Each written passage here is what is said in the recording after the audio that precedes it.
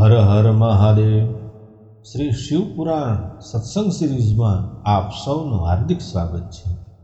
આત્મીય સત્સંગ રસિકો, શ્રી શિવ મહાપુરાણના આ એપિસોડમાં આજે આપણે વિદ્યેશ્વર સંહિતાનો પ્રથમ અધ્યાય અને તે પછીના અધ્યાયો સાથે મળી અને શ્રવણ કરશું। જો આપે આ પહેલાં શ્રી શિવ મહાપુરાણના મહાત્મ્યનો એપિસોડ ના જોયો હોય તો એ પહેલાં જોઈ લેશો। અને જો આ વિડીયો પસંદ આવે તો વિડીયોને લાઈક કરી અને શેર કરજો। કોમેન્ટ બોક્સમાં હર હર મહાદેવ કહેશો। અને જો આપે આ ચેનલને સબસ્ક્રાઈબ ન કરી હોય કે ચેનલ પર નવા હો તો ચેનલને સબસ્ક્રાઈબ કરશો। ધન્યવાદ। શ્રી પુરાણ પુરુષોત્તમાય નમઃ। શ્રી ગણેશાય નમઃ। શ્રી શિવ મહાપુરાણ વિદ્યેશ્વર સંહિતા અધ્યાય 1। પ્રયાગમાં સૂતજીને મુનિઓ દ્વારા તરત પાપનાશ કરનાર સાધન વિષયક પ્રશ્ન, જે આદિ અને અંતમાં તથા મધ્યમાં પણ નિત્ય મંગલમય છે, જેમની સમાનતા અથવા તુલના ક્યાંય નથી, જે આત્માના સ્વરૂપને પ્રકાશિત કરનારા દેવતા પરમાત્મા છે, જેમને 5 મુખ છે અને જે રમતા રમતા ખેલ ખેલમાં અનાયાસ જ જગતની રચના, પાલન અને સંહાર તથા અનુગ્રહ અને તિરોભાવરૂપ 5 પ્રબલ કર્મ કરતા રહે છે, એવા સર્વશ્રેષ્ઠ અજર અંબર અંબિકાપતિ ભગવાન શંકરનું મનોમન મનમાં ને મનમાં ચિંતન કરું છું। શ્રી વ્યાસજી કહે છે, જે ધર્મનું મહાન ક્ષેત્ર છે અને જ્યાં ગંગા યમુનાનો સંગમ થયો છે, એવા પરમ પુણ્યમય પ્રયાગમાં જે બ્રહ્મલોકનો માર્ગ છે, સત્યવ્રતમાં તત્પર રહેનારા મહાતેજસ્વી મહાભાગ મહાત્મા મુનિઓએ એક વિશાળ જ્ઞાનયજ્ઞનું આયોજન કર્યું। એ જ્ઞાનયજ્ઞના સમાચાર સાંભળીને પૌરાણિક શિરોમણી વ્યાસ શિષ્ય મહામુનિ સૂતજી મુનિઓના દર્શનાર્થે પધાર્યા। સૂતજીને આવતા જોઈને તે બધા મુનિઓએ એ સમયે હર્ષથી હર્યાભર્યા થઈ ગયા અને ખીલી ઉઠ્યા અને અત્યંત પ્રસન્નચિત્તથી તેમણે સૂતજીનું વિધિવત સ્વાગત કર્યું અને સત્કાર કર્યો।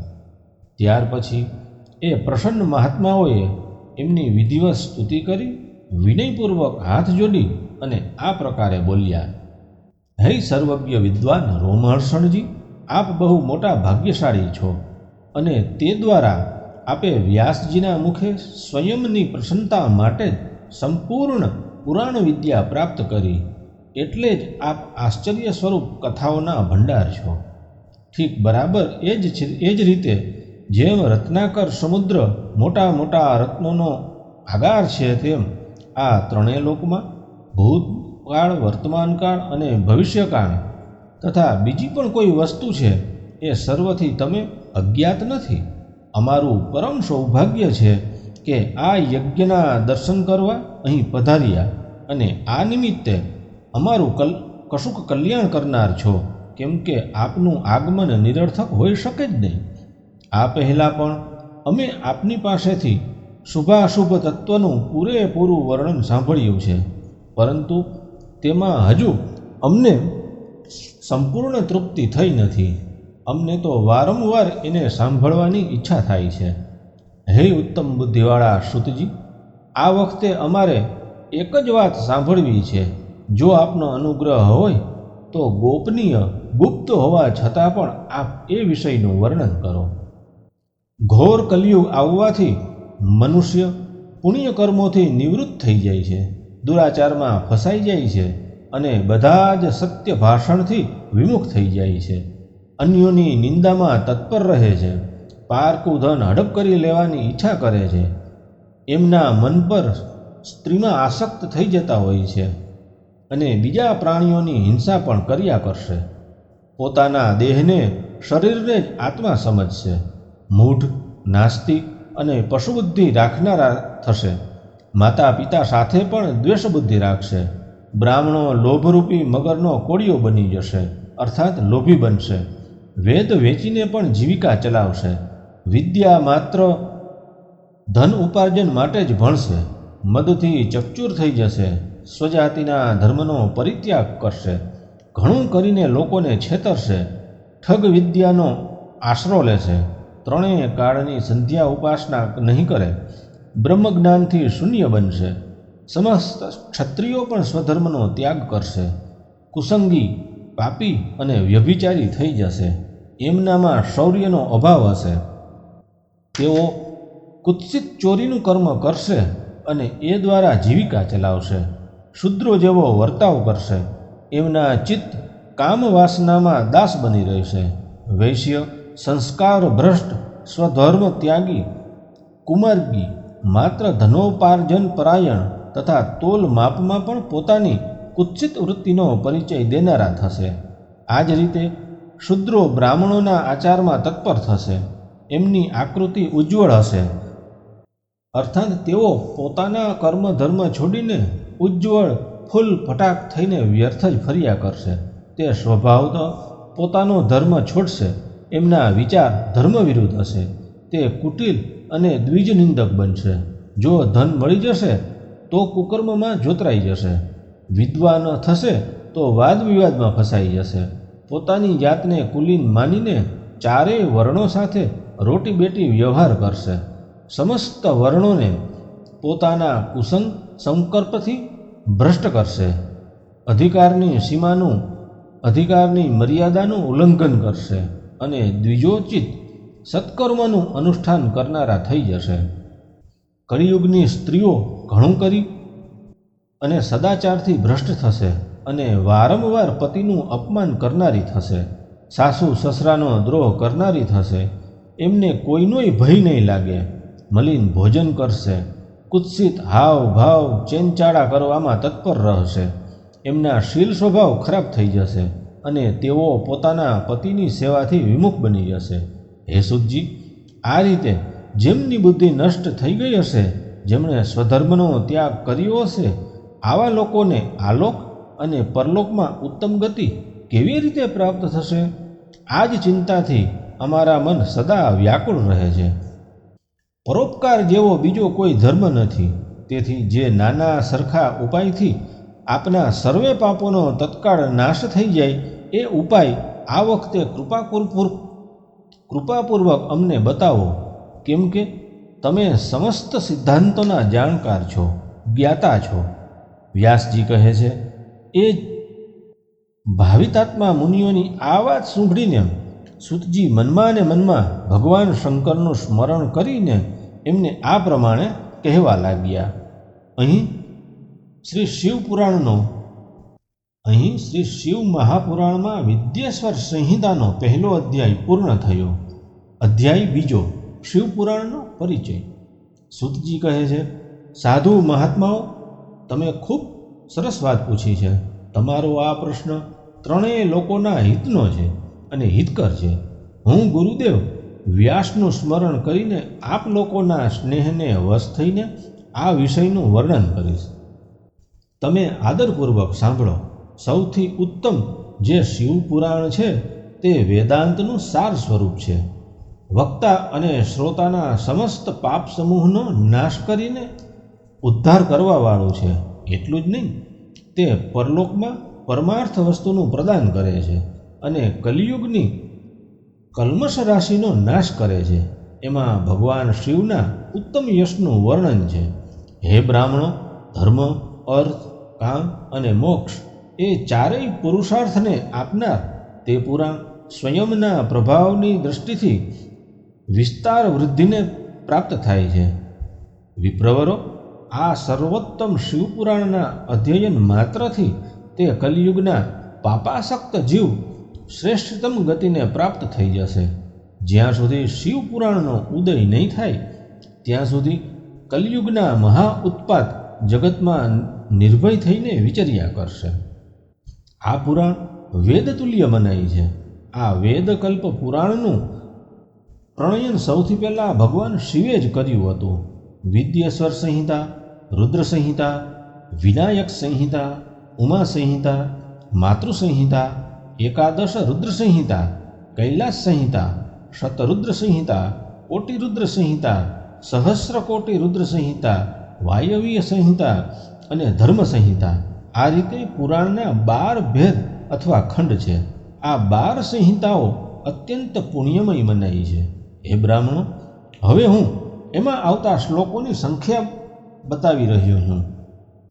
તમે સૌ એ આદરપૂર્વક સાંભળો. વિદ્યેશ્વર સંહિતામાં 10,000 શ્લોક છે. રુદ્ર સંહિતા, વિનાયક સંહિતા, ઉમા સંહિતા અને માતૃ સંહિતા એમાં દરેકમાં 8,000 શ્લોક છે. હે બ્રાહ્મણો, એકાદશ રુદ્ર સંહિતામાં 13,000 શ્લોક છે. કૈલાસ સંહિતામાં 6,000 શ્લોક છે. રુદ્ર સંહિતામાં 3,000 શ્લોક છે. કોટી રુદ્ર સંહિતામાં 9,000 શ્લોક છે. સહસ્રકોટી રુદ્ર સંહિતામાં 11,000 શ્લોક છે. વાયવ્ય સંહિતામાં 4,000 શ્લોક છે અને ધર્મ સંહિતામાં 12,000 શ્લોક છે. આ રીતે મૂળ શિવપુરાણની શ્લોક સંખ્યા 1,00,000 છે. પરંતુ વેદવ્યાસજીએ એને 24,000 શ્લોકોમાં સંક્ષિપ્ત કરી આપ્યો. પુરાણોની ક્રમ સંખ્યામાં વિચારથી આ શિવપુરાણનું સ્થાન ચોથું છે. એમાં 7 સંહિતાઓ છે. પૂર્વકાળમાં ભગવાન શિવે શ્લોક સંખ્યાની દ્રષ્ટિએ 100 કરોડ શ્લોકોનો એક પુરાણ સંગ્રહ ગ્રંથિત કર્યો હતો. સૃષ્ટિના આરંભે નિર્મિત થયેલ એ પુરાણ સાહિત્ય અત્યંત વિસ્તૃત હતું. પછી દ્વાપર આદિ યુગમાં દ્વૈપાયન વ્યાસજી વગેરે મહર્ષિઓએ જ્યારે પુરાણોનું 18 ભાગમાં વિભાજન કરી દીધું, એ સમયે સંપૂર્ણ પુરાણોનું સંક્ષિપ્ત રૂપ માત્ર 4,00,000 શ્લોકોનું રહી ગયું. એ સમયે એમણે શિવપુરાણનું પ્રતિપાદન 24,000 શ્લોકોમાં કર્યું. આ જ શિવપુરાણની શ્લોક સંખ્યા છે.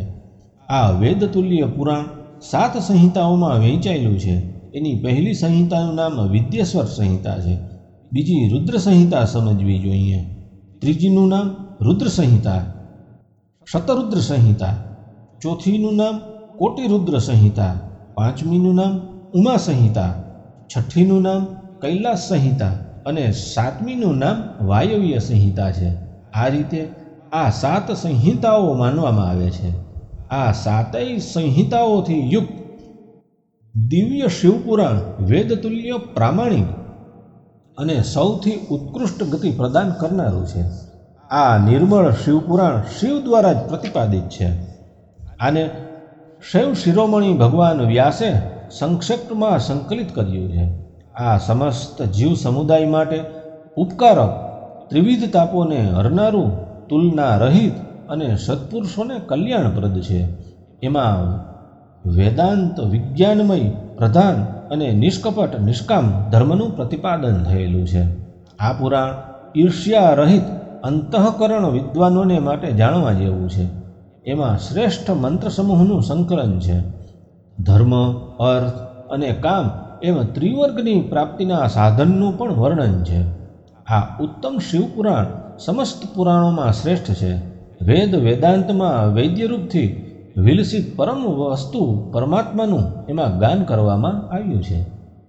જે ખૂબ આદરથી આ વાંચશે અને સાંભળશે તે ભગવાન શિવનો પ્રિય થઈને પરમ ગતિને પ્રાપ્ત કરી લે છે.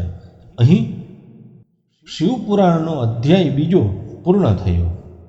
શિવપુરાણનો અધ્યાય ત્રીજો સાધ્ય, સાધન વગેરેનો વિચાર તથા શ્રવણ, કીર્તન અને મનન આ 3 સાધનોની શ્રેષ્ઠતાનું પ્રતિપાદન.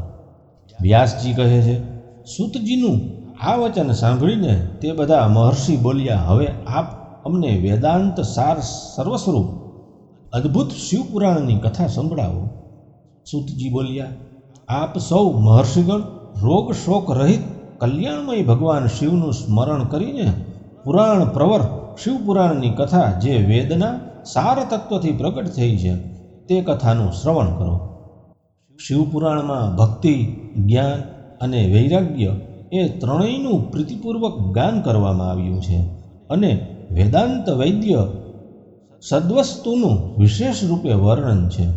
આ વર્તમાન કલ્પમાં જ્યારે સૃષ્ટિનો આરંભ થયો હતો એ દિવસોમાં 6 કુળના મહર્ષિ પરસ્પર વાદ વિવાદ કરતા કરતા કહેવા લાગ્યા કે અમુક વસ્તુ સૌથી ઉત્કૃષ્ટ છે અને અમુક વસ્તુ નથી. એમના આ વિવાદે અત્યંત મહાન રૂપ ધારણ કરી લીધું. ત્યારે એ બધા જ પોતાની શંકાનું સમાધાન કરવા એ માટે સૃષ્ટિકર્તા અવિનાશી બ્રહ્માજી પાસે ગયા અને હાથ જોડી અને વિનયભરી વાણીમાં બોલ્યા કે હે પ્રભુ, આપ સંપૂર્ણ જગતનું ધારણ, પાલન અને પોષણ કરનાર છો તથા સમસ્ત કારણોનું કારણ છો. અમે એ જાણવા ઈચ્છીએ છીએ કે સંપૂર્ણ તત્વોથી પરાત્પર પરાપુરુષ કોણ છે? બ્રહ્માજી બોલ્યા, જ્યાંથી મન, વાણી પરમ તત્વને ન પામીને પાછી પડે છે અને જેમનાથી બ્રહ્મા, વિષ્ણુ, રુદ્ર અને ઇન્દ્ર વગેરેથી યુક્ત આ સંપૂર્ણ જગત સમસ્ત ભૂતો અને ઇન્દ્રિયોની સાથે પહેલાં પ્રગટ થયું છે, એ જ એ દેવ, મહાદેવ, સર્વજ્ઞ તથા સંપૂર્ણ જગતના સ્વામી છે. તે જ સૌથી ઉત્કૃષ્ટ છે. ભક્તિથી જ એમનો સાક્ષાત્કાર થાય છે. બીજા કોઈ ઉપાયથી ક્યાંય એમનું દર્શન થતું નથી. રુદ્ર, હરિ, હર તથા અન્ય દેવેશ્વર સદા ઉત્તમ ભક્તિભાવથી એમના દર્શન કરવા ચાહે છે. ભગવાન શિવમાં ભક્તિ થવાથી મનુષ્ય સંસાર બંધનથી મુક્ત થઈ જાય છે. દેવતાના કૃપા પ્રસાદથી એમનામાં ભક્તિ થાય છે અને ભક્તિથી દેવતાનો કૃપા પ્રસાદ પ્રાપ્ત થાય છે. જેમ કે અંકુરથી બીજ ઉત્પન્ન થાય છે અને બીજથી અંકુર ઉત્પન્ન થાય છે તેમ. એટલા માટે તમે બધા બ્રહ્મર્ષિ ભગવાન શંકરનો કૃપા પ્રસાદ પ્રાપ્ત કરવા માટે ભૂતલ પર જઈને હજારો વર્ષ ચાલુ રહે એવા એક વિશાળ યજ્ઞનું આયોજન કરો. આ યજ્ઞપતિ ભગવાન શિવની જ કૃપાથી વેદોક્ત વિદ્યાનું સારભૂત સાધ્ય સાધનનું જ્ઞાન થાય છે. શિવપદની પ્રાપ્તિ જ સાધ્ય છે. એમની સેવા એ જ સાધન છે. એમના પ્રસાદ, કૃપા પ્રસાદથી જે નિત્ય નૈમિતિક ફળની નિઃસ્પૃહ થાય એ જ સાધક છે. વેદોક્ત કર્મનું અનુષ્ઠાન કરીને એ મહાન ફળને ભગવાન શિવના ચરણોમાં સમર્પિત કરી દેવું એ જ પરમેશ્વર પદની પ્રાપ્તિ છે અને તે જ સાલોક્ય વગેરે ક્રમથી પ્રાપ્ત થનારી મુક્તિ છે. તે પુરુષોને પોતાની ભક્તિ અનુસાર એ બધા ઉત્કૃષ્ટ ફળની પ્રાપ્તિ થાય છે. એ ભક્તિના સાધન અનેક પ્રકારના છે. સાક્ષાત મહેશ્વરે એ સાધનોનું પ્રતિપાદન કરેલું છે. એમાંથી સારભૂત સાધનોનો સંક્ષેપ કરી અને હું તમને બતાવી રહ્યો છું. કાનથી ભગવાનના નામગુણ અને લીલાનું શ્રવણ, વાણી દ્વારા એનું કથન અને મન દ્વારા એનું મનન, આ ત્રણેયને મહાન સાધન કહેવામાં આવ્યા છે. તાત્પર્ય એ કે મહેશ્વરનું જ શ્રવણ, કીર્તન અને મનન કરવું જોઈએ. આ શ્રુતિનું વાક્ય આપણા સૌ માટે પ્રમાણભૂત છે. આ સાધનથી જ સંપૂર્ણ મનોરથોની સિદ્ધિમાં સંલગ્ન તમે લોકો પરમ સાધ્યને ઉપલબ્ધ થઈ જાઓ. લોકો પ્રત્યક્ષ વસ્તુને આંખથી જોઈને એમાં પ્રવૃત્ત થાય છે, પરંતુ જે વસ્તુનું ક્યાંય પ્રત્યક્ષ દર્શન થતું નથી એને શ્રવણ ઇન્દ્રિય દ્વારા જાણી લઈને, સાંભળી લઈને મનુષ્ય તેની પ્રાપ્તિ માટે ચેષ્ટા અને પ્રયત્ન કરે છે. તેથી પ્રથમ સાધન શ્રવણ જ છે. એ દ્વારા ગુરુમુખે તત્વ સાંભળીને શ્રેષ્ઠ બુદ્ધિવાળો વિદ્વાન પુરુષ અન્ય સાધન, કીર્તન અને મનનની સિદ્ધિ કરતો હોય છે. ક્રમશઃ મનન સુધી આ સાધનની સારી રીતે સાધના કરી લીધા પછી એ સાલોક્ય વગેરે ક્રમથી ધીરે ધીરે ભગવાન શિવનો સંયોગ પ્રાપ્ત કરી લે છે. પ્રથમ બધા અંગોના રોગ નષ્ટ થઈ જાય છે. પછી સર્વ પ્રકારનો લૌકિક આનંદ પણ વિલીન થઈ જાય છે. ભગવાન શંકરની પૂજા, એમના નામોનો જપ, એમના ગુણ, રૂપ, વિલાસ અને નામોનું યુક્તિપરાયણ ચિત્ત દ્વારા નિરંતર પરિશોધન અથવા ચિંતન થાય છે એને જ મનન કહે છે. અને એ મહેશ્વરની કૃપા દ્રષ્ટિથી જ ઉપલબ્ધ થાય છે. એને જ સમસ્ત શ્રેષ્ઠ સાધનોમાં પ્રધાન અથવા મુખ્ય કહેવામાં આવે છે. સૂતજી કહે છે, હે મુનીશ્વરો, આ સાધનનું મહાત્મ્ય બતાવવાના પ્રસંગમાં હું આપને માટે એક પ્રાચીન વૃત્તાંતનું વર્ણન કરીશ. એને તમે ધ્યાનપૂર્વક સાંભળો. બહુ પહેલાંની વાત છે. પરાશર મુનિના પુત્ર મારા ગુરુ વ્યાસદેવજી સરસ્વતી નદીના સુંદર તટ પર તપસ્યા કરી રહ્યા હતા. એક સમયે સૂર્ય સમાન તેજસ્વી વિમાનથી યાત્રા કરતા કરતા ભગવાન સનતકુમાર અચાનક જ ત્યાં પહોંચ્યા. તેમણે મારા ગુરુ વ્યાસદેવજીને ત્યાં જોયા. તે તો ધ્યાનમગ્ન હતા. ધ્યાનમાંથી જાગ્યા પછી તેણે બ્રહ્મપુત્ર સનતકુમારને પોતાની સામે ઉપસ્થિત થયેલા જોયા. એમને જોઈને એ ખૂબ જ ઝડપથી ઉઠ્યા અને ચરણોમાં પ્રણામ કર્યા. અર્ઘ આપ્યો. દેવતાઓને બેસવા યોગ્ય એવું આસન આપ્યું. ત્યારે પ્રસન્ન થયેલા ભગવાન સનતકુમાર વિનીત ભાવથી ઊભા રહેલા વ્યાસજી પ્રત્યે ગંભીર વાણીમાં બોલ્યા કે હે મુને, તમે સત્ય વસ્તુનું ચિંતન કરો. તે સત્ય પદાર્થ ભગવાન શિવ જ છે, જેનો તમે સાક્ષાત્કાર કરવા ચાહો છો. તમારા સાક્ષાત્કારનો વિષય સ્વયં ભગવાન શિવ છે. ભગવાન શંકરનું શ્રવણ, કીર્તન અને મનન આ ત્રણેય મહત્તર સાધન કહેવાયા છે. આ ત્રણેય વેદ સંમત છે.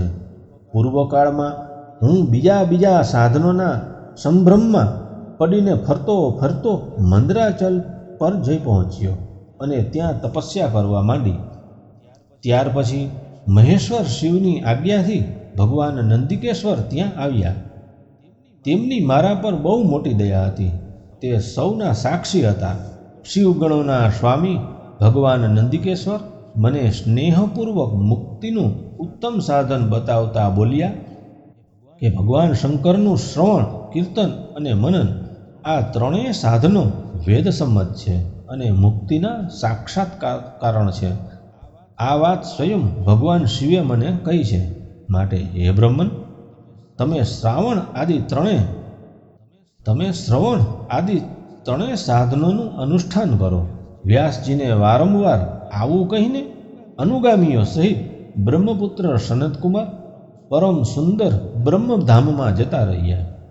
આ રીતે પૂર્વકાળના આ ઉત્તમ વૃત્તાંતનું મેં સંક્ષેપમાં વર્ણન કર્યું છે.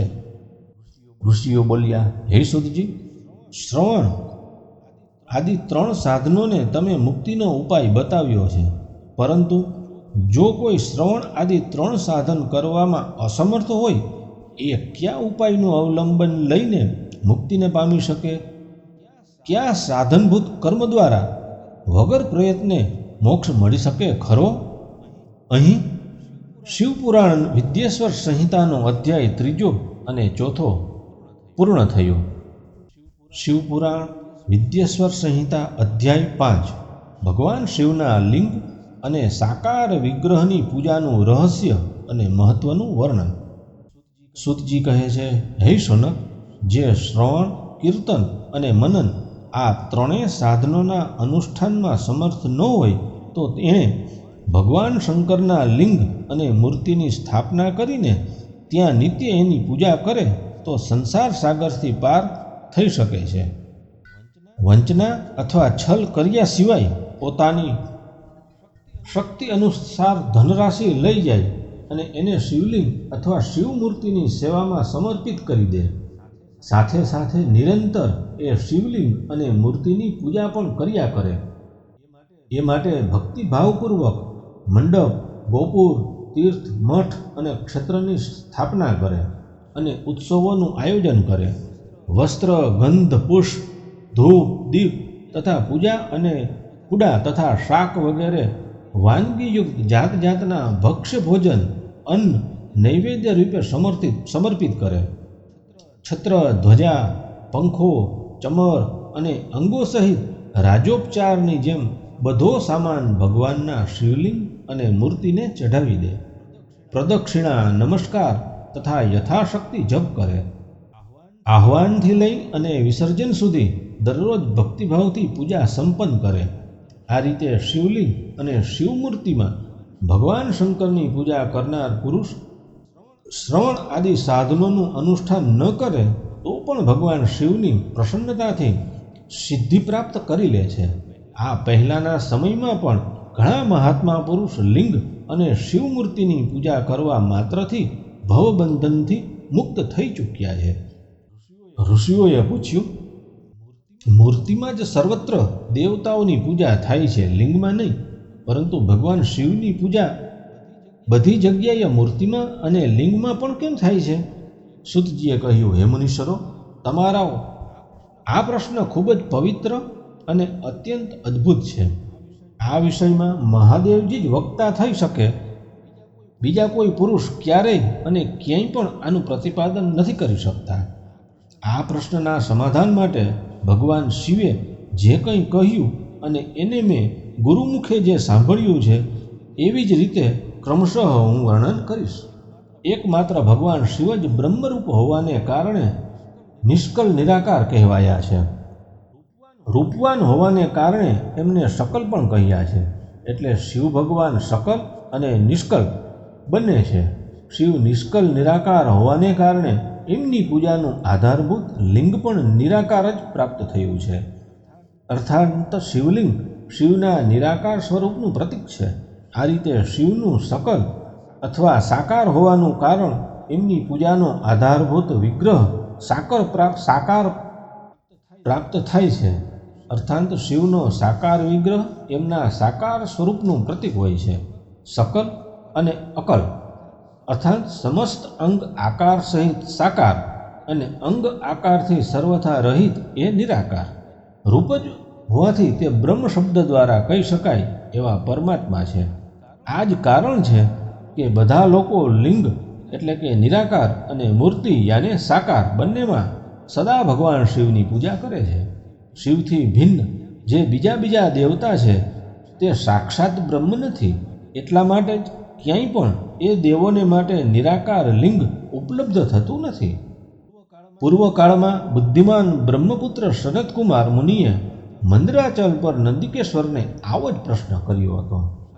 સનતકુમાર બોલ્યા, હે ભગવાન, શિવથી ભિન્ન જે દેવતાઓ છે એ સૌની પૂજા માટે સર્વત્ર ઘણું કરી અને મૂર્તિ માત્ર અધિક સંખ્યામાં જોવા અને સાંભળવામાં મળે છે.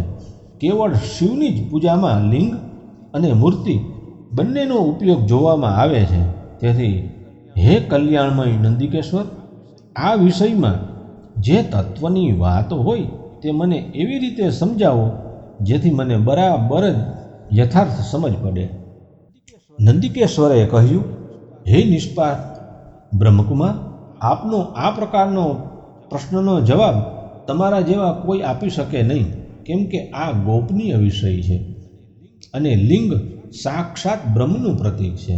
તેમ છતાં તમે શિવભક્ત છો એટલે જ આ વિષયમાં ભગવાન શિવે જે કંઈ બતાવ્યું છે એ જ હું તમારી સમક્ષ કહું છું.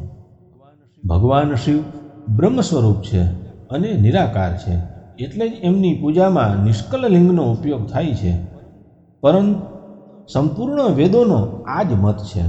સનતકુમાર બોલ્યા, હે મહાભાગ યોગીન્દ્ર, તમે ભગવાન શિવ અને બીજા દેવતાઓના પૂજનમાં લિંગ અને મૂર્તિના પ્રચારનું જે રહસ્ય વિભાગપૂર્વક બતાવ્યું છે તે યથાર્થ છે.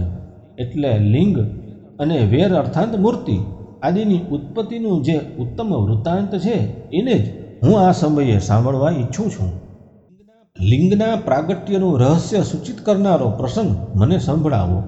એના ઉત્તરમાં નંદિકેશ્વરે ભગવાન મહાદેવના નિષ્કલ સ્વરૂપ લિંગના આવિર્ભાવનો પ્રસંગ સાંભળવાનું શરૂ કર્યું. એમણે બ્રહ્મા અને વિષ્ણુનો વિવાદ, દેવતાઓની વ્યાકુળતા અને ચિંતા, દેવતાઓનું દિવ્ય કૈલાસ શિખર પર ગમન, એમના દ્વારા ચંદ્રશેખર મહાદેવનું સ્તવન, દેવતાઓ દ્વારા પ્રેરણા પામેલા મહાદેવજીનું બ્રહ્મા અને વિષ્ણુના વિવાદ સ્થળમાં આગમન અને બંને વચ્ચે નિષ્કલ આદિ અંતરહિત ભીષણ અગ્નિના થાંભલાના રૂપમાં એમનો આવિર્ભાવ થવો વગેરે પ્રસંગોની કથા કહી. ત્યાર પછી શ્રી બ્રહ્મા અને શ્રી વિષ્ણુ બંને દ્વારા એ જ્યોતિર્મય સ્તંભની ઊંચાઈ અને ઊંડાઈનો તાગ લેવાની ચેષ્ટા અને કેતકી પુષ્પને શાપ અને વરદાન વગેરે પ્રસંગો સંભળાવ્યા. અહીં શ્રી શિવ પુરાણમાંની વિદ્યેશ્વર સંહિતામાં અધ્યાય 5, 6, 7 અને 8 પૂર્ણ થયા. શ્રી શિવ પુરાણ વિદ્યેશ્વર સંહિતા અધ્યાય 9. મહેશ્વરનું બ્રહ્મા અને વિષ્ણુને પોતાનું નિષ્કલ અને સકલ સ્વરૂપનો પરિચય કરાવતું અને લિંગનું પૂજન મહત્વ બતાવવું. નંદિકેશ્વર કહે છે, ત્યાર પછી એ બંને બ્રહ્મા અને વિષ્ણુ ભગવાન શંકરને પ્રણામ કરીને હાથ જોડીને ડાબે અને જમણે ભાગે ચૂપચાપ ઊભા રહી ગયા. પછી એ બંનેએ ત્યાં સાક્ષાત પ્રગટ પૂજનીય મહાદેવજીને શ્રેષ્ઠ આસન પર બેસાડીને પવિત્ર પુરુષ વસ્તુ આપી વગેરે વસ્તુઓ દ્વારા એમનું પૂજન કર્યું. લાંબા સમય સુધી અવિકૃત ભાવથી સુસ્થિર રહેનારી વસ્તુને પુરુષ વસ્તુ કહેવાય છે અને થોડોક સમય સુધી ટકે એવી વસ્તુને ક્ષણભંગુર વસ્તુ કહેવાય છે. આ રીતે વસ્તુના બે ભેદ જાણવા જોઈએ. હવે કઈ પુરુષ વસ્તુઓથી શિવ પૂજન કર્યું એ બતાવાય છે. હાર, નુપુર, કેયુર, કિરીટ, મણિમય કુંડળ, યજ્ઞોપવીત, ઉત્તરીય, પુષ્પમાળા, રેશમી વસ્ત્ર, હાર, મુદ્રિકા, પુષ્પ, તાંબુલ, કપૂર, ચંદન અને અગરુનો અનુલેપ, ધૂપ, દીપ, શ્વેત છત્ર, પંખો, ધ્વજા, ચામર અને અન્યોન્ય દિવ્ય ઉપહારો દ્વારા જેમનો વૈભવ વાણીમાં અવર્ણનીય તથા મનથી પણ પાર છે, જે કેવળ પશુપતિ પરમાત્માને જ યોગ્ય હતા અને જેને પશુ યાને કે બંધાયેલો જીવ કદાપી મેળવી શકે નહીં, એ બંને સ્વયંના સ્વામી પરમેશ્વરનું પૂજન કર્યું. સૌથી પહેલાં ત્યાં બ્રહ્મા અને વિષ્ણુએ ભગવાન શંકરની પૂજા કરી.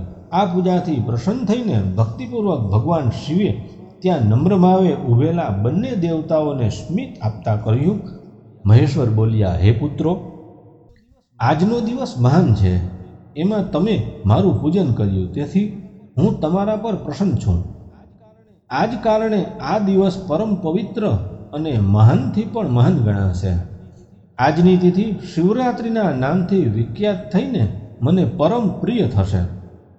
આ સમયે જે મારા લિંગની એટલે કે નિષ્કલ અંગ આકૃતિથી રહિત નિરાકાર સ્વરૂપનું પ્રતીક એવા લિંગની પૂજા કરશે તે પુરુષ જગતની સૃષ્ટિ તથા પાલન કરવાનું કાર્ય પણ કરી શકશે. જે કોઈ શિવરાત્રિ એ દિવસ રાત નિરાહાર રહીને અને જીતેન્દ્રિય રહીને પોતાની શક્તિ અનુસાર નિશ્ચલ ભાવથી મારી યથોચિત પૂજા કરશે, એને મળનારા ફળનું વર્ણન હવે સાંભળો.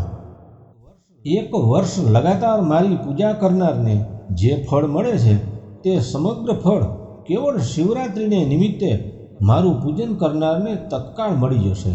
જેવી રીતે પૂર્ણિમાનો ચંદ્ર સમુદ્રમાં ભરતી આણે છે, એવી જ રીતે શિવરાત્રિની તિથિ મારા ધર્મની વૃદ્ધિનો સમય છે.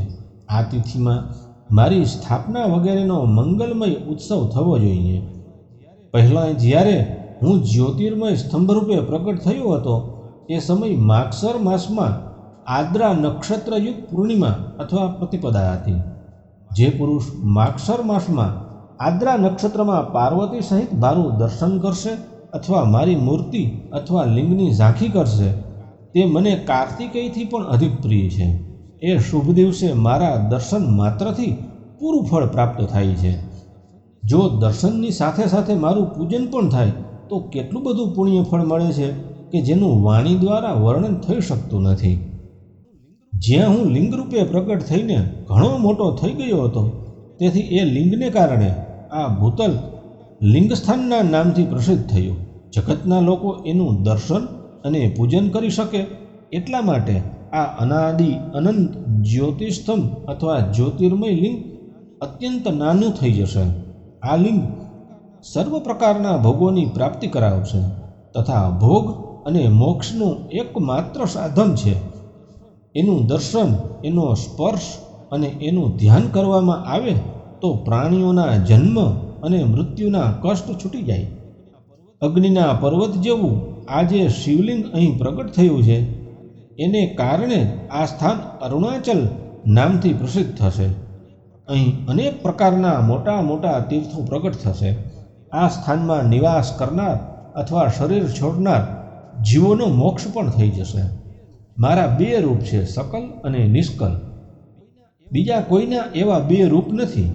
પહેલાં હું સ્તંભ રૂપે પ્રગટ થયો, પછી સાક્ષાત રૂપે પ્રગટ થયો. બ્રહ્મભાવ મારું નિષ્કળ રૂપ છે અને મહેશ્વર મારું સકલ રૂપ છે. આ બંને રૂપો મારા સિદ્ધ રૂપો છે. હું જ પરબ્રહ્મ પરમાત્મા છું. કલાયુક્ત અને અકલ મારા જ સ્વરૂપ છે. બ્રહ્મરૂપ હોવાને કારણે હું જ ઈશ્વર પણ છું. જીવો ઉપર અનુગ્રહ યાને દયા કરવી એ મારું કાર્ય છે. હે બ્રહ્મા અને કેશવ, હું સૌથી બૃહદ છું અને જગતની વૃદ્ધિ કરવાને કારણે બ્રહ્મ છું. સર્વત્ર સમરૂપથી સ્થિત અને વ્યાપક હોવાને કારણે હું બધાનો આત્મા છું. સર્ગથી માંડીને અનુગ્રહ અર્થાત આત્મા અથવા ઈશ્વરથી ભિન્ન સુધી જે જગત સંબંધી 5 કૃત્ય છે તે સદા મારા જ છે. મારાથી અતિરિક્ત કોઈ નહીં નથી, કેમ કે હું જ સર્વનો ઈશ્વર છું. પહેલાં મારી બ્રહ્મરૂપતાનો બોધ કરાવનારને માટે નિષ્કલ લિંગ પ્રગટ કર્યું હતું. હવે અજ્ઞાત ઈશ્વર તત્વનો સાક્ષાત્કાર કરાવનારને નિમિત્તે હું સાક્ષાત જગદીશ્વર જ સકલ રૂપમાં તત્કાલ પ્રગટ થઈ ગયો. તેથી મારામાં જે ઈશત્વ છે એને જ મારું સકલ રૂપ જાણવું જોઈએ. અને આજે મારો નિષ્કલ સ્તંભ છે એ મારા સ્વરૂપનો બોધક છે. આ મારું જ લિંગ છે, મારું જ ચિહ્ન છે. તમે બંને દરરોજ અહીં રહીને એનું પૂજન કરો. આ જ મારું સ્વરૂપ છે અને એ જ મારા સામીપ્યની પ્રાપ્તિ કરાવનારું પણ છે. લિંગ અને લિંગીમાં નિત્ય અભેદ હોવાને કારણે મારા આ લિંગનું મહાન પુરુષોએ પણ પૂજન કરવું જોઈએ. મારા એક લિંગની સ્થાપના કરવાનું આ ફળ બતાવાયું છે કે ઉપાસકને મારી સમાનતાની પ્રાપ્તિ થઈ જાય. જો એક પછી બીજા શિવલિંગની પણ સ્થાપના કરવામાં આવી ગઈ ત્યારે તો ઉપાસકને એના ફળ સ્વરૂપે મારી સાથે એકત્વ યાને સાયુજ્ય મોક્ષ રૂપી ફળની પ્રાપ્તિ થઈ જાય છે. પ્રધાનતયા શિવલિંગની જ સ્થાપના કરવી જોઈએ. મૂર્તિની સ્થાપના લિંગની સ્થાપનાની સરખામણીએ ગૌણ કર્મ છે. શિવલિંગના અભાવમાં સર્વ રીતે મૂર્તિયુક્ત થવા પર પણ એક સ્થાન ક્ષેત્ર નથી કહેવાતું. અહીં શિવ મહાપુરાણ વિદ્યેશ્વર સંહિતાનો 9મો અધ્યાય પૂર્ણ થયો. અધ્યાય 10મો. 5 કૃત્યોનું પ્રતિપાદન, પ્રણવ અને પંચાક્ષર મંત્રની મહત્તા, બ્રહ્મા અને વિષ્ણુ દ્વારા ભગવાન શિવની સ્તુતિ તથા તેમનું અંતર્ધ્યાન થવું. બ્રહ્મા અને વિષ્ણુએ પૂછ્યું કે હે પ્રભુ, સૃષ્ટિ આદિ 5 કૃત્યોના લક્ષણ શા છે? એ અમને બંનેને સમજાવો. ભગવાન શિવ બોલ્યા, મારા કર્તવ્યોને સમજવાનું કામ અત્યંત ગહન છે. તેમ છતાં હું કૃપાપૂર્વક તમને એ વિષયમાં બતાવી રહ્યો છું. હે બ્રહ્મા અને અચ્યુત, સૃષ્ટિ, પાલન, સંહાર, તિરોભાવ અને અનુગ્રહ આ 5 જ જગત સંબંધી મારા કાર્ય છે, જે નિત્ય સિદ્ધ છે. સંસારની રચનાનો જે આરંભ છે એને સર્ગ કે સૃષ્ટિ કહે છે. મારા દ્વારા પાલિત થઈને સૃષ્ટિને સુસ્થિર રૂપે રહેવાની સ્થિતિ છે અને સ્થિતિ કહેવાય છે. એનો વિનાશ થાય એને સંહાર કહે છે. પ્રાણોનું ઉત્ક્રમણ એટલે કે બહાર નીકળી જવું એને તિરોભાવ કહે છે. અને આ સર્વથી છુટકારો મળી જવો એ જ મારો અનુગ્રહ છે. આ રીતે મારા 5 કૃત્ય છે. સૃષ્ટિ આદિ જે 4 કૃત્ય છે તે સંસારનો વિસ્તાર કરનારા છે. 5મું કૃત્ય અનુગ્રહ મોક્ષનો હેતુ છે. તે સદા મારા જ અવિચલ ભાવથી સ્થિર રહે છે. મારા ભક્તજન આ 5 કૃત્યોને 5 મહાભૂતોમાં જુએ છે. સૃષ્ટિ ભૂતલમાં, સ્થિતિ જળમાં, સંહાર અગ્નિમાં, તિરોભાવ વાયુમાં અને અનુગ્રહ આકાશમાં સ્થિત છે. પૃથ્વીથી સર્વની સૃષ્ટિ થાય છે, જળથી સર્વની વૃદ્ધિ થાય છે અને જીવનની રક્ષા થાય છે. અગ્નિ સર્વને ભસ્મીભૂત કરી દે છે એટલે સળગાવી દે છે. વાયુ સર્વને એક સ્થાનથી બીજા સ્થાને લઈ જાય છે અને આકાશ સર્વને અનુગ્રહિત કરે છે, સર્વ પર ઉપકાર કરે છે. વિદ્વાન પુરુષો આ વિષયને આ રીતે જાણે છે. આ 5 કૃત્યોનો ભાર વહન કરવા માટે જ મારે 5 મુખ છે. ચાર દિશાઓમાં 4 મુખ છે અને એની મધ્યમાં 5મું મુખ છે. હે પુત્રો, તમે બંનેએ તપસ્યા કરીને, મને પ્રસન્ન કરીને, મને પરમેશ્વરને પ્રસન્ન કરીને સૃષ્ટિ અને સ્થિતિ નામના 2 કૃત્યો પ્રાપ્ત કર્યા છે. આ બંને તમને ખૂબ જ પ્રિય છે. તેવી જ રીતે મારી વિભૂતિરૂપ રુદ્ર અને મહેશ્વરમાં 2 અન્ય ઉત્તમ કૃત્ય સંહાર અને તિરોભાવ મારી પાસેથી પ્રાપ્ત કર્યા છે. પરંતુ અનુગ્રહ નામક કૃત્ય બીજો કોઈ મેળવી શકતો નથી. રુદ્ર અને મહેશ્વર પોતાના કર્મને ભૂલ્યા નથી, એટલા માટે મેં એમને માટે મારી સમાનતા પ્રદાન કરી છે. તે રૂપ, વેશ, કૃત્યો, વાહન, આસન અને આયુધ વગેરેમાં મુજ સમાન જ છે. મેં પૂર્વકાળમાં સ્વયંનો સ્વરૂપભૂત મંત્રનો ઉપદેશ કર્યો હતો. તે ઉપકાર ઓમકારના રૂપમાં પ્રસિદ્ધ છે. એ મહામંગલકારી મંત્ર છે. સૌથી પહેલાં મારા મુખમાંથી ઓમકાર પ્રગટ થયો છે, જે મારા જ સ્વરૂપનો બોધક છે. ઓમકાર વાચક છે અને હું વાંચ્ય છું. આ મંત્ર મારું પોતાનું સ્વયંનું સ્વરૂપ છે. દરરોજ ઓમકારનું નિરંતર સ્મરણ કરવાથી મારું જ સદા સ્મરણ થાય છે. મારા ઉત્તરમુખી મુખથી અકારનું, પશ્ચિમ મુખથી મકારનું, પૂર્વવર્તી મુખથી બિંદુનો તથા મધ્યવર્તી મુખથી નાદનું પ્રાગટ્ય થયું છે. આ રીતે 5 અવયવોથી યુક્ત ઓમકારનો વિસ્તાર થયો છે. આ સર્વ અવયવો એકીભૂત થઈને તે પ્રણવ ઓમ નામનો એક અક્ષર બની ગયો. આ નામ રૂપાત્મક આખું જગત તથા વેદ ઉત્પન્ન સ્ત્રી પુરુષ વર્ગરૂપ બંને કુલ આ પ્રણવ મંત્રથી વ્યાપ્ત છે. આ મંત્ર શિવ અને શક્તિ બંનેનો બોધક છે. આનાથી જ પંચાક્ષર મંત્રની ઉત્પત્તિ થઈ છે, જે મારા સકલ રૂપની બોધક છે. તે અકાર આદિ ક્રમથી મકાર આદિ ક્રમશઃ પ્રકાશમાં આવ્યા છે. ઓમ નમઃ શિવાય આ પંચાક્ષર મંત્ર છે.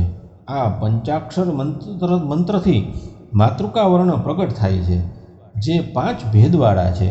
એનાથી જ શિરોમંત્ર સહિત ત્રિપદા ગાયત્રીનું પ્રાગટ્ય થયું છે. આ ગાયત્રીથી સંપૂર્ણ વેદ ઉત્પન્ન થયા છે અને એ જ વેદોમાંથી કરોડો મંત્ર નીકળ્યા છે. તે મંત્રોથી ભિન્ન ભિન્ન કાર્યોની સિદ્ધિ થાય છે, પરંતુ આ પ્રણવ અને પંચાક્ષરથી સંપૂર્ણ મનોરથોની સિદ્ધિ થાય છે. આ મંત્ર સમુદાયથી ભોગ અને મોક્ષ બંને સિદ્ધ થાય છે. મારા સકલ સ્વરૂપ સાથે સંબંધ રાખવાવાળા સર્વ મંત્રરાજ સાક્ષાત ભોગ પ્રદાન કરવાવાળા અને શુભકારક યાને કે મોક્ષપ્રદ છે. નંદિકેશ્વર કહે છે, ત્યાર પછી જગદંબા પાર્વતીની સાથે બેઠેલા ગુરુવર મહેશજીએ ઉત્તરાભિમુખ બેઠેલા બ્રહ્મા તથા વિષ્ણુને ઢાંકનાર વસ્ત્રથી આચ્છાદિત કરીને એમના મસ્તક પર પોતાનો કરકમલ મૂકી ધીરે ધીરે ઉચ્ચારણ કરી તેમને ઉત્તમ મંત્રનો ઉપદેશ કર્યો. મંત્રતંત્રમાં બતાવેલી વિધિનું પાલનપૂર્વક 3 વાર મંત્રનું ઉચ્ચારણ કરીને ભગવાન શિવે એ બંને શિષ્યોને મંત્રની દીક્ષા આપી. પછી એ શિષ્યોએ ગુરુ દક્ષિણા રૂપે સ્વયંને જાતે સમર્પિત કરી દીધા અને બંને હાથ જોડીને એમની પાસે ઊભા રહ્યા અને એ દેવેશ્વર જગદગુરુનું સ્તવન કર્યું. બ્રહ્મા અને વિષ્ણુ બોલ્યા કે, હે પ્રભુ, તમે નિષ્કલ રૂપ છો, તમને નમસ્કાર હો. તમે નિષ્કલ તેજથી પ્રકાશિત થાઓ છો, તમને નમસ્કાર છે. તમે સર્વના સ્વામી છો, તમને નમસ્કાર છે. તમે સર્વાત્માને નમસ્કાર હો, અથવા સકલ સ્વરૂપ આપ મહેશ્વરને નમસ્કાર છે. આપ પ્રણવના વાચ્યાર્થ છો, આપને નમસ્કાર હો. સૃષ્ટિ, પાલન, સંહાર, તિરોભાવ અને અનુગ્રહ કરનાર આપને નમસ્કાર છે. આપના 5 મુખ છે, તમે પરમેશ્વરને નમસ્કાર હો. પંચબ્રહ્મ સ્વરૂપ 5 કૃત્યોવાળા આપને નમસ્કાર કરું છું. તમે સર્વના આત્મા છો, તમે બ્રહ્મા છો. આપના ગુણ અને આપની શક્તિઓ અનંત છે, આપને નમસ્કાર હો. આપના સકલ અને નિષ્કલ 2 સ્વરૂપ છે, તમે જગદગુરુ અને શંભુ છો, તમને નમસ્કાર કરું છું. આ પદ્યો દ્વારા પોતાના ગુરુ મહેશ્વરની સ્તુતિ કરીને બ્રહ્મા અને વિષ્ણુએ તેમના ચરણમાં નમસ્કાર કર્યા. મહેશ્વર બોલ્યા, આદ્રા નક્ષત્રથી યુક્ત ચતુર્દશીને દિવસે જપ કરવામાં આવે તો એ અક્ષય ફળ આપનારું થાય છે. સૂર્યની સંક્રાંતિથી યુક્ત મહા આદ્રા નક્ષત્રમાં એકવાર કરેલો પ્રણવ જપ કોટી ગણા જપનું ફળ આપે છે. મૃગશિરા નક્ષત્રનો અંતિમ ભાગ તથા પુનર્વસુ નક્ષત્ર આદિ ભાગ પૂજા, હોમ અને તર્પણ વગેરે માટે સદા આદ્રાની સમાન જ હોય છે એ જાણવું જોઈએ. મારા અથવા મારા લિંગનું દર્શન પ્રભાતકાલમાં જ પ્રાતઃ અને સંગમ યાને મધ્યાહન પૂર્વકાળમાં કરવા જોઈએ. મારા દર્શન પૂજન માટે ચતુર્દશી તિથિ નિશિથ વ્યાપીની અથવા પ્રદોષ વ્યાપીની લેવી જોઈએ, કેમ કે પરિવર્તિની તિથિથી યુક્ત ચતુર્દશીની પ્રશંસા કરવામાં આવે છે.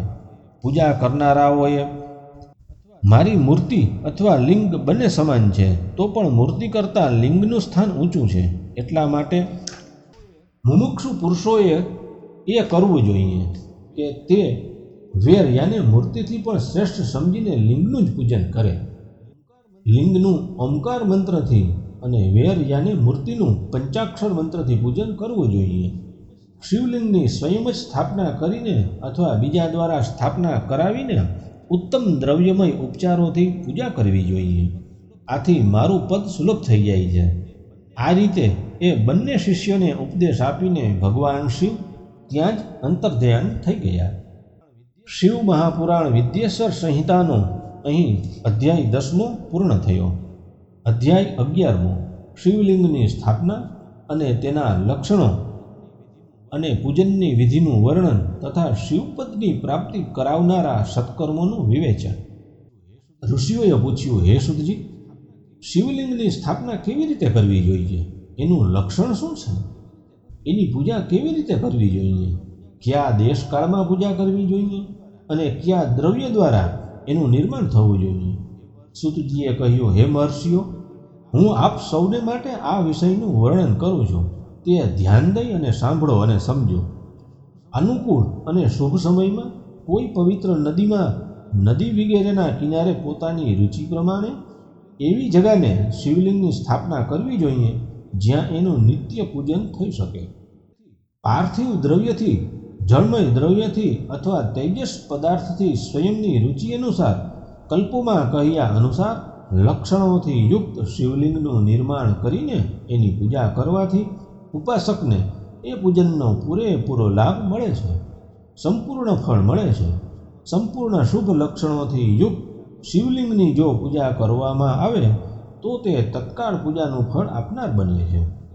જો ચલ પ્રતિષ્ઠા કરવી હોય તો એને માટે નાનું સરખું શિવલિંગ અથવા વગેરે શ્રેષ્ઠ બનાય છે. જો અચળ પ્રતિષ્ઠા કરવી હોય તો સ્થૂલ શિવલિંગ અથવા વિગ્રહ સારો બનાય છે. ઉત્તમ લક્ષણોથી યુક્ત શિવલિંગની પીઠ સહિત સ્થાપના કરવી જોઈએ. શિવલિંગની પીઠ મંડલાકાર, ચોરસ એટલે કે ચકોર, ત્રિકોણ અથવા ખાટલાના પાયાની જેમ ઉપર નીચે જાડો અને વચમાં પાતળો એવો આકાર હોવો જોઈએ. આ પ્રકારે લિંગ પિંડ મહાન રૂપ આપનાર હોય છે. પહેલાં માટીથી, પથ્થર વગેરે અથવા લોખંડ વગેરેથી શિવલિંગનું નિર્માણ કરવું જોઈએ. જે દ્રવ્યથી શિવલિંગનું નિર્માણ થયું છે તે જ દ્રવ્યથી પીઠ પણ બનાવવી જોઈએ. આ જ સ્થાવર યાને અચળ પ્રતિષ્ઠાવાળા શિવલિંગની વિશેષ વાત છે. ચર પ્રતિષ્ઠાવાળા શિવલિંગમાં પણ લિંગ અને પીઠનું ઉપાદાન એક જ હોવું જોઈએ, પરંતુ બાણલિંગ માટે આ નિયમ નથી. લિંગની લંબાઈ નિર્માણ કરતા અથવા સ્થાપના કરાવનાર યજમાનના 12 આંગળ જેટલી હોવી જોઈએ. આવા શિવલિંગ જ ઉત્તમ કહેવાય છે. આથી ઓછી લંબાઈ હોય તો ફળ ઓછું મળે છે, પણ જો વધારે હોય તો દોષની કોઈ વાત નથી. ચરલિંગમાં પણ આવો નિયમ છે. એની લંબાઈ ઓછામાં ઓછી કરતાના 1 આંગળ બરાબર હોવી જોઈએ. સૌથી નાની હોય તો ફળ ઓછું મળે છે, પણ વધારે હોય તો દોષની કોઈ વાત નથી. યજમાન માટે જરૂરી છે કે એક વિમાન અથવા દેવાલય બનાવડાવે, જે દેવગણોની મૂર્તિઓથી અલંકૃતિ હોય. એનું ગર્ભગૃહ બહુ જ સુંદર, સુદૃઢ અને તખ્તા જેવું સ્વચ્છ હોવું જોઈએ. એને 9 પ્રકારના રત્નોથી વિભૂષિત કરેલ જોઈએ. એમાં પૂર્વ અને પશ્ચિમમાં એમ 2 દિશામાં 2 મુખ્ય દ્વાર હોવા જોઈએ.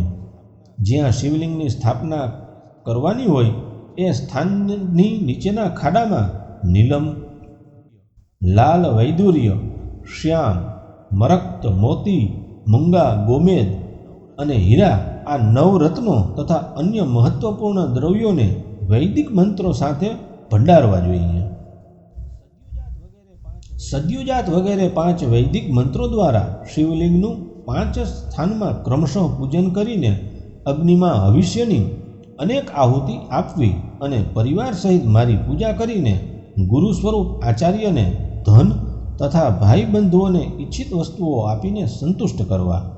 યાચકોને જડ તથા ચેતન એટલે કે સુવર્ણ, ગૃહ, ભૂસંપત્તિ અને ગાય વગેરે વૈભવ પ્રદાન કરવો. સ્થાવર જંગમ બધા જીવોને યત્નપૂર્વક સંતુષ્ટ કરીને એક ખાડામાં સુવર્ણ તથા 9 પ્રકારના રત્નો ભરીને સદ્યોજાતાદિ વૈદિક મંત્રોનું ઉચ્ચારણ કરીને પરમ કલ્યાણકારી મહાદેવજીનું ધ્યાન ધરવું. ત્યાર પછી નાદઘોષથી યુક્ત મહામંત્ર ઓમકારનું ઉચ્ચારણ કરીને પેલા ખાડામાં શિવલિંગની સ્થાપના કરીને એને પીઠથી સંયુક્ત કરવું. આ રીતે પીઠયુક્ત શિવલિંગની સ્થાપના કરીને એને નિત્ય લેપ યાને લાંબો વખત સુધી ટકી રહે તેવો મસાલો ભેગો કરી એને સ્થિર કરી દેવું. આ રીતે ત્યાં પરમ સુંદર વેરિયાની મૂર્તિની સ્થાપના કરવી જોઈએ. સારાંશ એ છે કે ભૂમિ સંસ્કાર વગેરે બધી વિધિ જે શિવલિંગની પ્રતિષ્ઠા માટે કરી છે તેવી જ મૂર્તિ પ્રતિષ્ઠા માટે પણ કરવી જોઈએ. ફેર માત્ર એટલો જ છે કે લિંગ પ્રતિષ્ઠા માટે પ્રણવ મંત્રના ઉચ્ચારણનું વિધાન છે, પરંતુ વૈર એટલે કે મૂર્તિની પ્રતિષ્ઠા પંચાક્ષર મંત્રથી કરવી જોઈએ. જ્યાં લિંગની પ્રતિષ્ઠા થઈ છે ત્યાં પણ ઉત્સવ માટે બહાર શોભાયાત્રા કાઢવાના નિમિત્તે મૂર્તિ રાખવી પણ જરૂરી છે. મૂર્તિને બહારથી પણ લઈ શકાય છે. એનું ગ્રહણ ગુરુજનો દ્વારા થવું જોઈએ. બાહ્ય મૂર્તિ લેવા માટે યોગ્ય તે જ છે જે સાધુ પુરુષો દ્વારા પૂજિત હોય. આ પ્રકારે લિંગમાં અને વેરયાને મૂર્તિમાં પણ કરેલી મહાદેવજીની પૂજા શિવપદ પ્રદાન કરનારી હોય છે. સ્થાવર અને જંગમ એ 2 ભેદથી લિંગ પણ 2 પ્રકારના કહ્યા છે. વૃક્ષ, લતા વગેરેને સ્થાવર લિંગ કહે છે અને કૃમિ, કીટ વગેરેને જંગમ લિંગ કહે છે. સ્થાવર લિંગનું સિંચન દ્વારા સેવા પૂજન કરવું જોઈએ અને જંગમ લિંગને આહાર અને જળ વગેરે આપીને તૃપ્ત કરવા ઉચિત છે. જે સ્થાવર જંગમ જીવોને સુખ પમાડવામાં અનુરક્ત રહેવું એ પણ ભગવાન શિવનું પૂજન કરે છે એવું વિદ્વાન પુરુષો માને છે. આમ ચરાચર જીવોને જ ભગવાન શંકરના પ્રતીક માનીને એમનું પૂજન કરવું જોઈએ. આ રીતે મહાલિંગની સ્થાપના કરીને વિવિધ ઉપચારો દ્વારા એનું પૂજન કરો. પોતાની શક્તિ અનુસાર નિત્ય પૂજા કરવી જોઈએ. દેવાલયની પાસે ધ્વજારોગણ વગેરે કરવું જોઈએ. શિવલિંગ સાક્ષાત શિવનું પદ પ્રદાન કરનારું છે. આમ ચરલિંગમાં 16 ઉપચારો દ્વારા ષોડશોપચાર દ્વારા યથોચિત ક્રમશઃ પૂજન કરવું જોઈએ. આ પૂજન પણ શિવપદ પ્રદાન કરનારું છે. આવાહન, આસન, અર્ઘ્ય, પાદ્ય, પાદ્યાંગ, આચમન, અભ્યંગ સ્નાન, વસ્ત્ર અને યજ્ઞોપવિત, ગંધ, પુષ્પ, ધૂપ, દીપ, નૈવેદ્ય, તાંબુલ, નિરાંજન એટલે કે આરતી, નમસ્કાર અને વિસર્જન આ 16 ઉપચાર છે. અથવા અર્ઘ્યથી લઈ અને નૈવેદ્ય સુધી વિધિવત પૂજન કરો. અભિષેક, નૈવેદ્ય, નમસ્કાર અને તર્પણ આ બધું યથાશક્તિ નિત્ય કરો. આ રીતે કરેલું શિવનું પૂજન શિવપદની પ્રાપ્તિ કરાવે છે. અથવા કોઈ મનુષ્ય દ્વારા સ્થાપિત શિવલિંગમાં, ઋષિઓ દ્વારા સ્થાપિત શિવલિંગમાં, દેવતાઓ દ્વારા સ્થાપિત શિવલિંગમાં, સ્વયંભૂ પ્રગટ થયેલ સ્વયંભૂ શિવલિંગમાં તથા પોતાના દ્વારા નૂતન સ્થાપિત કરેલા શિવલિંગમાં પણ ઉપચાર સમર્પણપૂર્વક એમ બતાવ્યું છે. તેમ પૂજન કરવાથી અથવા પૂજન સામગ્રી આપવાથી ઉપરયુક્ત સમગ્ર ફળ પ્રાપ્ત કરી લેવાય છે. ક્રમશઃ પરિક્રમા અને નમસ્કાર કરવાથી પણ શિવલિંગ શિવપદને પ્રાપ્ત કરાવે છે. જો નિયમપૂર્વક શિવલિંગનું દર્શન માત્ર કરવામાં આવે તો પણ એ કલ્યાણપ્રદ છે. માટી, લોટ, ગાયનું છાણ, ફૂલ, કરેણનું પુષ્પ, ફળ, ગોળ, માખણ, ભસ્મ અથવા અન્નથી પણ પોતાની રુચિ અનુસાર શિવલિંગ બનાવીને તદ્દન અનુસાર તેનું પૂજન કરવામાં આવે અથવા દરરોજ 10,000 પ્રણવ મંત્રનો જપ કરે અથવા બંને સંધ્યાકાળે એક સહસ્ત્ર પ્રણવનો જપ કર્યા કરવો જોઈએ. આ ક્રમ પણ શિવપદની પ્રાપ્તિ કરાવનારું છે એમ જાણવું. જપકાળમાં મકારાંત પ્રણવનો ઉચ્ચાર મનથી શુદ્ધિ કરનાર હોય છે. સમાધિમાં માનસિક જપનું વિધાન છે તથા અન્ય સર્વ સમયમાં ઉપાંશુ જપ જ કરવો જોઈએ. નાદ અને બિંદુથી યુક્ત ઓમકારના ઉચ્ચારણને વિદ્વાન પુરુષો સમાન પ્રણવ કહે છે. જો દરરોજ આદરપૂર્વક 10,000 પંચાક્ષર મંત્રનો જપ કરવામાં આવે અથવા બંને સંધ્યા સમયે 1,000 જ જપ કરવામાં આવે તો એને શિવપદની પ્રાપ્તિ કરાવનાર સમજવો જોઈએ. બ્રાહ્મણોને માટે આદિમાં પ્રણવથી યુક્ત પંચાક્ષર મંત્ર સારો મનાયો છે. કલશથી સ્નાન, મંત્રથી દીક્ષા, માતૃકાળોના ન્યાસ, સત્યથી પવિત્ર અંતઃકરણવાળા બ્રાહ્મણ તથા જ્ઞાની ગુરુ આ સર્વને ઉત્તમ મનાયા છે. દ્વિજો માટે નમઃ શિવાયનું ઉચ્ચારણ કરવું એવો વિધાન છે. દ્વિજથી ભિન્ન હોય તેમને માટે અંતમાં નમઃ પદના પ્રયોગની વિધિ છે. એટલે શિવાય નમઃ આમ મંત્રનું ઉચ્ચારણ કરવું જોઈએ. સ્ત્રીઓ માટે પણ ક્યાંક ક્યાંક વિધિપૂર્વક નમઃ અંત ઉચ્ચારણનું જ વિધાન છે. અર્થાત સ્ત્રીઓએ પણ શિવાય નમઃનો જ જપ કરવો જોઈએ. કોઈ ઋષિ બ્રાહ્મણની સ્ત્રીઓ માટે નમઃપૂર્વક શિવાયના જપની અનુમતિ આપે છે. એટલે તેઓ પણ નમઃ શિવાયનો જપ કરે. પંચાક્ષર મંત્રના 5 કરોડ જપ કરીને મનુષ્ય ભગવાન સદાશિવ સમાન થઈ જાય છે. 1, 2, 3 અથવા 4 કરોડ જપ કરવાથી ક્રમશઃ બ્રહ્મા, વિષ્ણુ, રુદ્ર તથા મહેશ્વરનું પદ પ્રાપ્ત થાય છે. અથવા મંત્રમાં જેટલા વર્ણો હોય એના અલગ અલગ 1 લાખ જપ કરે અથવા બધા વર્ણોને એકસાથે જેટલા વર્ણો હોય એટલા લાખ જપ કરે. આ પ્રકારના જપને શિવપદની પ્રાપ્તિ કરાવનારા સમજવા જોઈએ. જો 1,000 દિવસમાં દરરોજ 1,000 જપના ક્રમથી પંચાક્ષર મંત્રના 10 લાખ જપ પૂરા થઈ જાય અને પ્રતિદિન બ્રાહ્મણ ભોજન કરાવાય તો એ મંત્રથી ઈચ્છિત કાર્યની સિદ્ધિ થવા માંડે છે.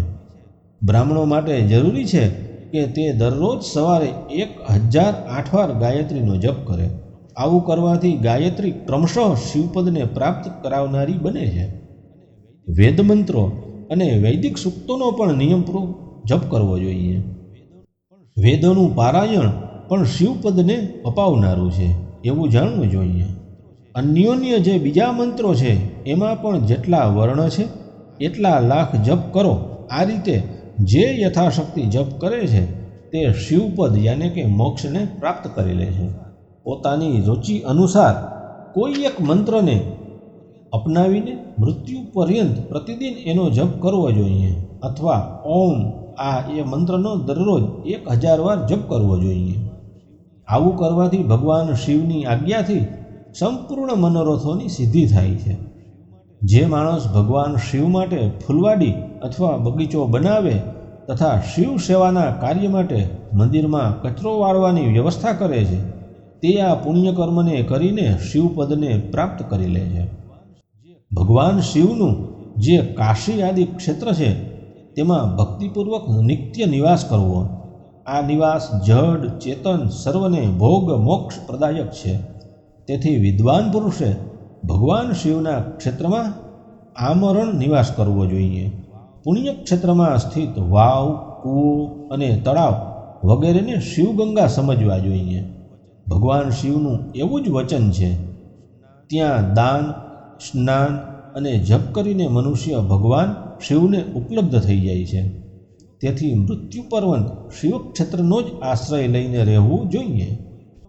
જો કોઈ શિવ ક્ષેત્રમાં પોતાના કોઈ મૃત્યુ સંબંધીનો અગ્નિ સંસ્કાર, દશા, શ્રાદ્ધ, માસિક શ્રાદ્ધ, સપિંડીકરણ અથવા વાર્ષિક શ્રાદ્ધ કરે છે, અથવા કોઈ વાર ક્યારેય શિવના ક્ષેત્રમાં પોતાના પિતરોને પિંડદાન કરે છે, તે તત્કાલ સર્વ પાપોથી મુક્ત થઈ જાય છે અને અંતમાં શિવપદને પ્રાપ્ત કરે છે.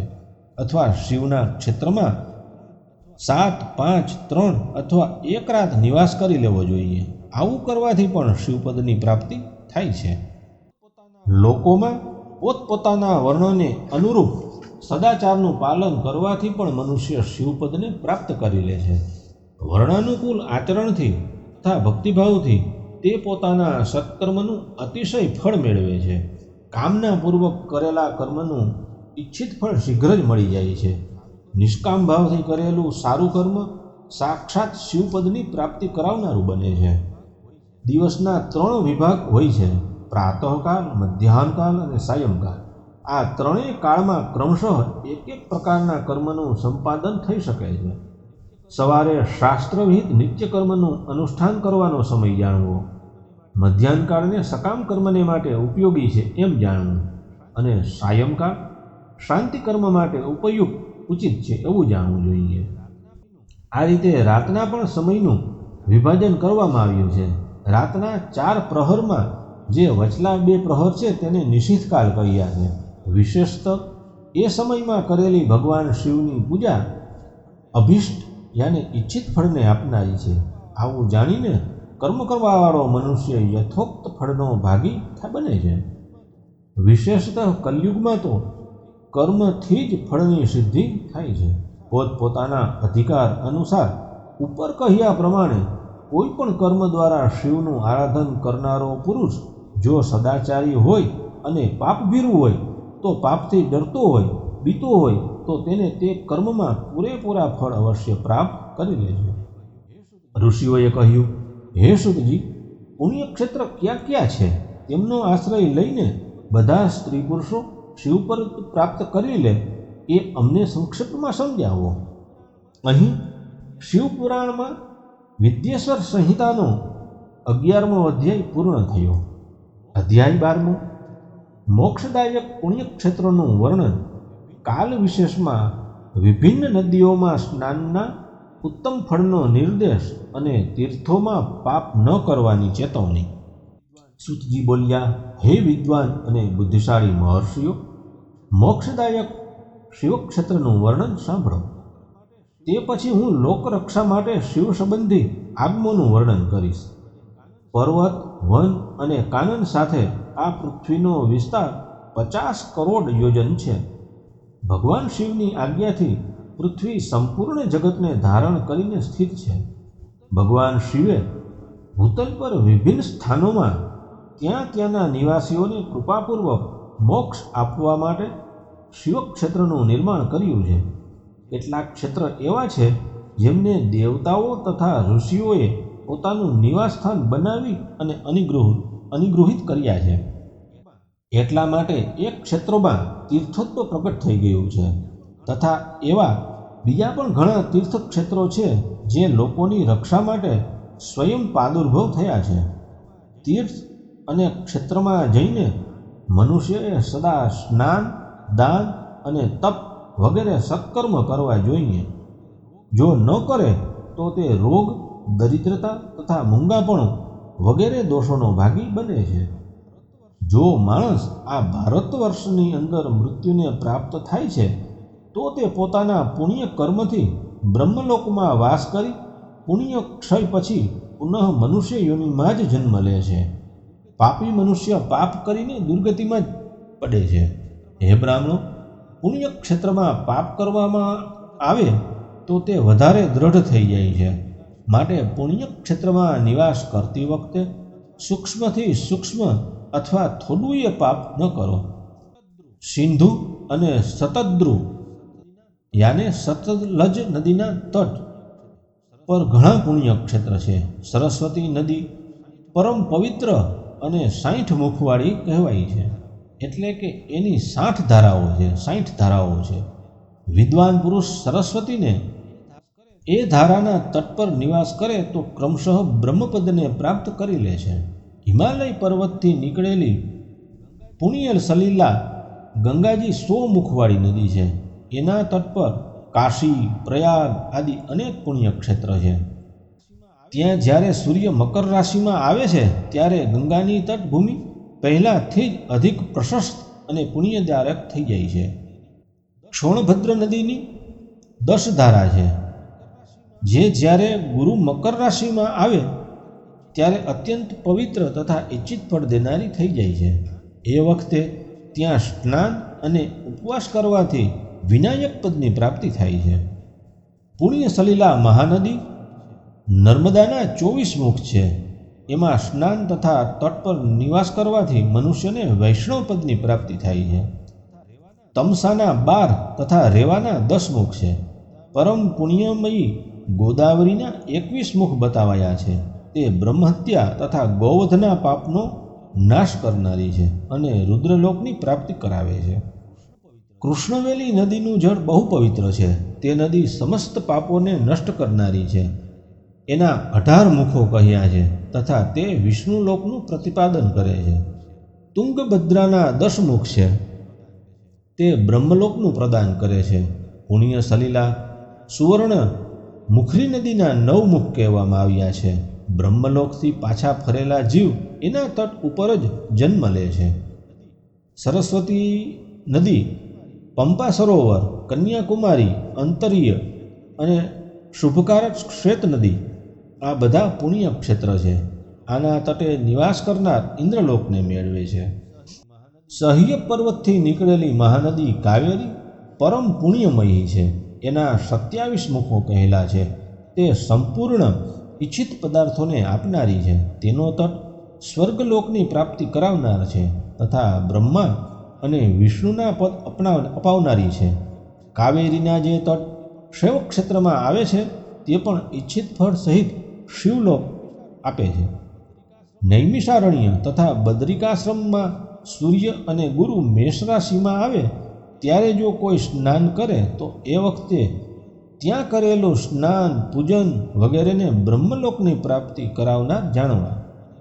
સિંહ અને કર્ક રાશિમાં સૂર્ય સંક્રાંતિ થાય તે વખતે સિંધુ નદીમાં કરેલું સ્નાન તથા કેદાર તીર્થનું જળ પીવાથી અને સ્નાન જ્ઞાનદાયક મનાયું છે.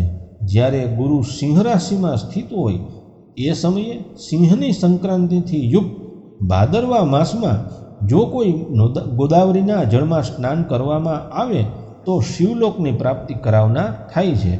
એવું પૂર્વકાળમાં સ્વયં ભગવાન શિવે કહ્યું છે. જ્યારે સૂર્ય અને ગુરુ કન્યા રાશિમાં હોય ત્યારે યમુના નદીમાં અને સોણભદ્રમાં સ્નાન કરો. આ સ્નાનથી ધર્મરાજ તથા ગણેશજીના લોકમાં મહાન ભોગોને પ્રાપ્ત કરાવે છે એવી મહર્ષિઓની માન્યતા છે. જ્યારે સૂર્ય અને ગુરુ તુલા રાશિમાં હોય એ સમયે કાવેરી નદીમાં સ્નાન કરવું. આ સ્નાન ભગવાન વિષ્ણુના વચનના મહિમાથી સંપૂર્ણ ઇચ્છિત વસ્તુઓને પ્રાપ્ત કરાવનારું મનાયું છે. જ્યારે સૂર્ય અને ગુરુ વૃશ્ચિક રાશિમાં આવી જાય છે ત્યારે માગસરના માસમાં નર્મદામાં સ્નાન કરવાથી શ્રી વિષ્ણુ લોકની પ્રાપ્તિ થાય છે. સૂર્ય અને ગુરુ જ્યારે ધન રાશિમાં હોય ત્યારે સુવર્ણ મુખરી નદીમાં કરેલું સ્નાન શિવલોકને પ્રાપ્ત કરાવે છે. એવું બ્રહ્માજીનું વચન છે. જ્યારે સૂર્ય અને ગુરુ મકર રાશિમાં સ્થિત હોય એ માઘ માસમાં ગંગાજીના જળમાં સ્નાન કરવું જોઈએ. બ્રહ્માજીનું કથન છે કે આ સ્નાન શિવલોકની પ્રાપ્તિ કરાવે છે. શિવલોક પછી બ્રહ્મા અને વિષ્ણુના સ્થાનોમાં સુખ ભોગવીને અંતે મનુષ્યને જ્ઞાન પ્રાપ્તિ થઈ જાય છે. માઘ માસમાં તથા સૂર્ય જ્યારે કુંભ રાશિમાં સ્થિત હોય એવામાં ફાગણ માસમાં ગંગાજીના તટ પર કરેલું શ્રાદ્ધ, પિંડદાન અથવા તિલોદક દાન પિતા અને માતાના પિતા અર્થાત નાના બંને કુળના પિતરોની અનેક પેઢીઓનું ઉદ્ધારક માનવામાં આવે છે. સૂર્ય અને ગુરુ જ્યારે મીન રાશિમાં હોય ત્યારે કૃષ્ણવેણી નદીમાં કરેલા સ્નાનની ઋષિઓએ ખૂબ પ્રશંસા કરી છે. તો તે માસમાં પૂર્વોક્ત તીર્થોમાં કરેલા સ્નાન ઇન્દ્રપદની પણ પ્રાપ્તિ કરાવે છે. વિદ્વાન પુરુષ ગંગા અથવા કાવેરી નદીનો આશ્રય લઈને તીર્થવાસ કરે છે. આવું કરવાથી તત્કાળ કરેલા પાપોનો નિશ્ચય જ નાશ થઈ જાય છે. રુદ્રલોક અપાવનારા ઘણા ક્ષેત્ર છે. તામ્રપર્ણી અને વેગવતી આ બંને નદીઓ બ્રહ્મલોકની પ્રાપ્તિરૂપ ફળ આપનારી છે. આ બંને નદીના તટ ઉપર કેટલાય સ્વર્ગદાયક ક્ષેત્રો છે. આ બંને નદીઓની વચ્ચે બહુ પુણ્યપ્રદ ક્ષેત્ર છે. ત્યાં નિવાસ કરનાર વિદ્વાન પુરુષ એવા જ ફળને પામે છે. સદાચાર, ઉત્તમ વૃત્તિ તથા સદ્ભાવના સહિત મનમાં દયાભાવ રાખીને વિદ્વાન પુરુષોએ તીર્થમાં નિવાસ કરવો જોઈએ. આવું ન કરે તો એનું ફળ મળે નહીં. પુણ્ય ક્ષેત્રમાં કરેલું થોડું પણ પુણ્ય અનેક પ્રકારે વૃદ્ધિને પ્રાપ્ત થાય છે તથા પુણ્ય ક્ષેત્રમાં કરેલું નાનું સરખું પાપ પણ મહાન બની જતું હોય છે. જો પુણ્ય ક્ષેત્રમાં રહીને જીવન વ્યતીત કરવાનો નિશ્ચય હોય તો એ પુણ્ય સંકલ્પથી એના પહેલાંના બધા પાપ તત્કાળ નષ્ટ થઈ જશે. કેમ કે પુણ્યને આશ્ચર્યદાયક કહ્યું છે. હે બ્રાહ્મણો, તીર્થરાજ જનિત પુણ્યકાયિક, વાચિક અને માનસિક બધા પાપોનો નાશ કરી દે છે. તીર્થક્ષેત્રમાં કરેલું માનસિક પાપ વજ્રલેપ થઈ જાય છે. એ કેટલાય કલ્પો સુધી પીછો છોડતું નથી. એવું પાપ કેવળ ધ્યાનથી નષ્ટ થાય છે, એ સિવાય નહીં. વાચિક પાપ જપથી અને કાયિક પાપ શરીરને કૃશ કરવા જેવા કઠોર તપથી નષ્ટ થાય છે. માટે સુખની ઈચ્છા રાખનારે દેવતાઓની પૂજા અને બ્રાહ્મણોને દાન દેતા રહેવું જોઈએ અને પાપથી બચીને તીર્થમાં નિવાસ કરવો જોઈએ. અહીં શ્રી શિવપુરાણ વિદ્યેશ્વર સંહિતાનો અધ્યાય 12 પૂર્ણ થયો. આત્મીય સત્સંગ રસિકો, આજના સત્સંગને અહીં વિરામ આપીએ. હવે પછીના એપિસોડમાં વિદ્યેશ્વર સંહિતાના અધ્યાય 13 અને તે પછીના અધ્યાયોનું પઠન કરશું. તો હવે મળીએ આપ સૌને હવે પછીના એપિસોડમાં. ત્યાં સુધી સૌને હર હર મહાદેવ.